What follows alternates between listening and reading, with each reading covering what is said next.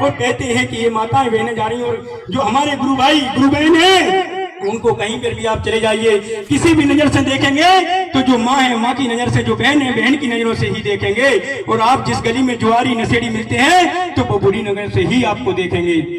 तो सर्वप्रथम हमें अपने घर को ही पूर्ण नशे मास से मुक्त चरित्रवान चेतनावान जीवन जीने की प्रेरणा अपने घर में लेना होगी। जब हम अपने घर में प्रेरणा लेंगे जब ही हम दूसरों को नशे मास से मुक्त चरित्रवान चेतनावान जीवन जीने की प्रेरणा दे पाएंगे। क्योंकि आज आप लोग देख रहे हैं कि मध्य प्रदेश शासन को 2014-15 के मध्यम में जब भोपाल में शिविर लगा था, उस शिविर में गुरुवर जी ने शिवराज सिंह चौहान को खुले मंच से चुनौती दी थी कि अगर आपने मध्य प्रदेश को नशा मुक्त मांसाहार मुक्त नहीं किया तो आप इस सत्ता पर नहीं रहोगे।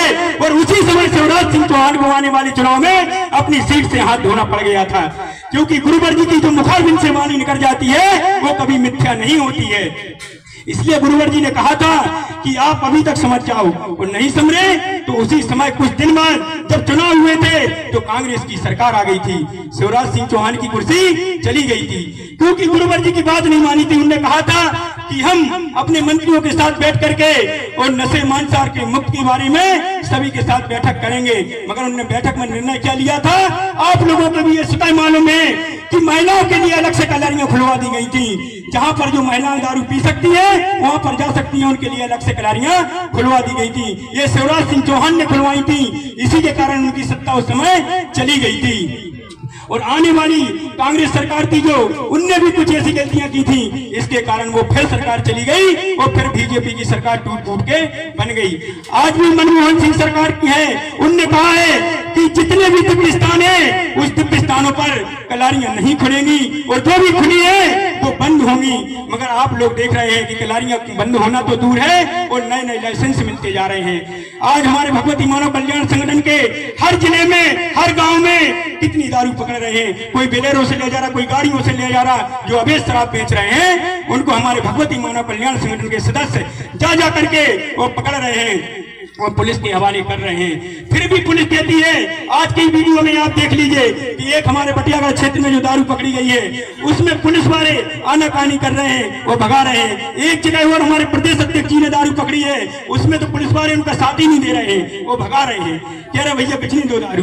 तो हमारे प्रदेश अध्यक्ष जी ने बहुत अच्छी मुहिम चलाई है गुरुवर जी के निर्देशों में। जब अभी मीटिंग हुई थी उसमें नशा मुक्त अभियान के हमारे प्रदेश अध्यक्ष बनाए गए थे, वो बहुत अच्छा अभियान चला रहे हैं। और समस्त भगवती मानव कल्याण संगठन के सदस्यों से यही निवेदन करेंगे, और जहां तक मेरी आवाज जा रही है उन सभी से यही निवेदन करेंगे कि हमारे प्रदेश अध्यक्ष का भी साथ दें। उसी प्रकार से अपने भोपाल में भी हर गली में हर क्षेत्र में नशा मुक्त जन जागरण रैली निकलना चाहिए, जिससे लोगों को समझ में आए कि ये भगवती मानव कल्याण संगठन क्या है क्या नहीं है, किस दिशा में किनके निर्देशों में ये कार्य हो रहा है। गुरुवर जी ने कहा है कि जो भी अभी नशा मास से मुक्त नहीं होते हैं उनका जीवन असफल रहता है, कभी सफलता की ओर नहीं जाता है। क्योंकि गुरुवर जी ने कहा है कि जिस घर में नशे मांसाहार का सेवन होता है, गुरुवर जी ने कहा है कि जब हमारे घर में अगर कोई एक्सपायर हो जाता है तो हम उसको लाश को हाथ लगाने के बाद भी स्नान ध्यान करते हैं। और आप लोग ये समझिए, जब हमारे घर का कोई व्यक्ति एक्सपायर हो जाता है तो हम नहाते धोते इतना क्रियाक्रम करते हैं, अपने घर की साफ सफाई करते हैं, सब कुछ करते हैं, तो एक लाश को हम अपनी घर की रसोई में बना करके कैसे खा सकते हैं? आप बताइए। लोग कहते हैं आजकल जादू टोना चोटक विद्या करने वाले बहुत सारे लोग हैं, कहते हैं कि माँ बलि मांगती है। मैं उनसे पूछता हूँ, आज ऐसी कौन सी माँ है जो अपने बच्चे की बलि चाहती है कि मेरे चरणों में आप बलि चढ़ा? कोई भी मां नहीं चाहती कि मेरे बच्चों की बलि चढ़े। आज यहाँ पर भी इतनी माताएं बहनें बैठी हैं, कोई अपने बच्चे की बलि चढ़ाना स्वीकार नहीं करेगा। तो ऐसे ही वो परम सत्ता आदि शक्ति जननी जगदम्बी मां है जो जन जन की जननी है, उसने कभी किसी चीज की बलि को स्वीकार नहीं किया है। मां ने कहा है कि अगर आपको मेरे चरणों में चढ़ाना है तो अपने जो अवगुण आपके शरीर के अंदर भरे हुए हैं वो अवगुणों को मेरे चरणों में समर्पित कर दीजिए, आपका जीवन धन्य हो जाएगा, आपका जीवन सुधर जाएगा। इसलिए माता आदि शक्ति जगत जननी जगदम्बे मां ने कभी किसी प्रकार की बलि नहीं मांगी है।